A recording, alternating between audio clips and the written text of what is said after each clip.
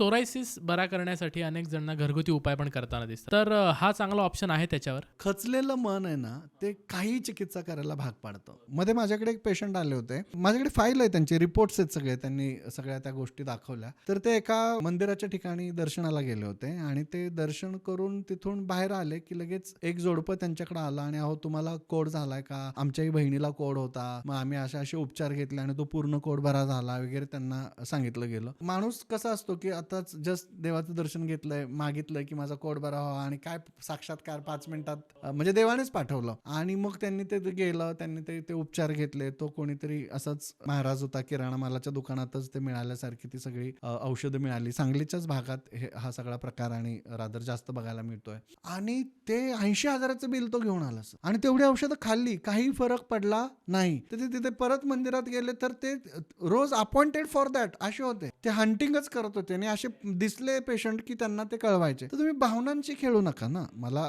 सांगण्याचा उद्देश काय आहे की सगळ्याच धर्मात हे चालतंय, वेगवेगळ्या धर्मात. आरोग्य धर्म हा वेगळा आहे ना सर. लोकांच्या भावनांशी नाही खेळलं पाहिजे. साध्य असाध्य व्याधीचे प्रकार ग्रंथात सांगितलेले. तर तो बरा होणार असेल तर साध्य आहे, त्याला ट्रीट केलं पाहिजे. यावत कंठगते प्राण हा तावत कार्या प्रतिक्रिया कदाचित दैवयोगेन दृष्टारिष्टोपी जीवती. काय सुंदर सुश्रुतांनी सांगितलं की जोपर्यंत कंठात प्राण आहे तोपर्यंत त्याला चिकित्सा देत राहा. दैवयोग झाला तर कदाचित तो जगेल पण तो जगेल का मरेल हे सांगण्याचं काम तुझं नाहीये. डॉक्टर झाला म्हणून देव झाला असं समजू नको.